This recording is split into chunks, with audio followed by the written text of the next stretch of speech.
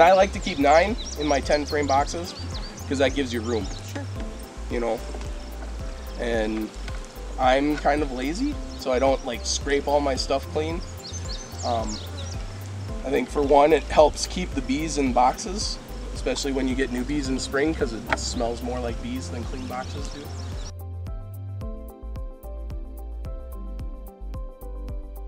You want to keep it in the middle,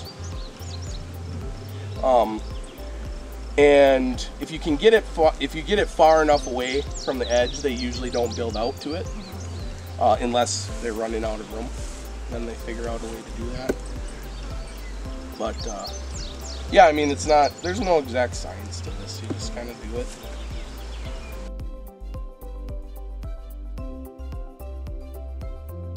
We'll see all this brown stuff. The only reason it's brown is because bees walk on it, and so they get little pollens. It also turns into paper more than wax because they do cocoon up once they're capped. They spin a little bit of a cocoon, and then it just builds up in layers in there, and that's why it kind of turns brown. But the color difference has nothing to do with it. But see the size difference between these holes and those holes? This is drone comb. Oh, okay. Not ideal, but I use these so they can keep frames like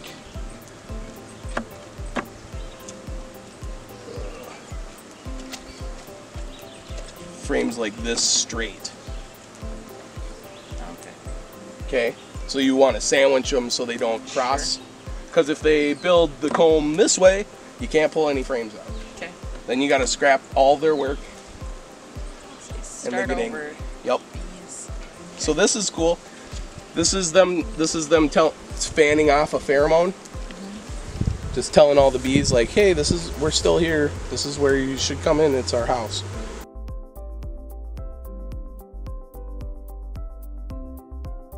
There's 7 indicators in this bee pheromone, and 5 of them are in lemongrass oil. So that's what people use for baiting traps or getting bees to, you know, just stick inside of a hive. Come on, ladies, let's move it.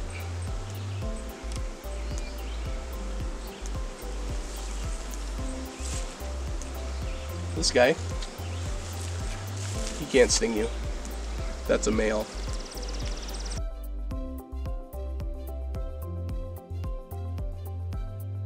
Those are the baby grubs. Okay, sure. And then the cap brood, this is what those grubs, they get capped and they finish.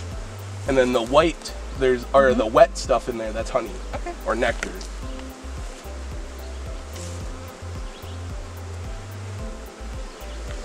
See these cups right here?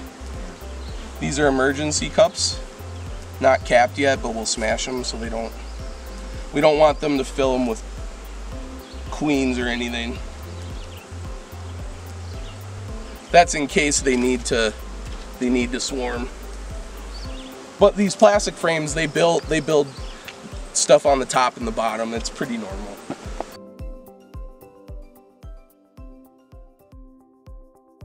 In the approximate area, there's a few hobby beekeepers, but we don't get that. You know, there isn't a lot of bee yards up here. We don't get that transmitted disease stuff from all the commercial guys, and you know, it's not their fault. That's just the name of the game, and that's agriculture. You know, they have to treat their stuff. That's money. Yep. How many supers would you leave for overwintering? One full deep at least. You want at least 70 pounds of honey. I always leave more. You know, I leave a full deep on there. That can be almost 100 pounds. That's one reason why I want to go to the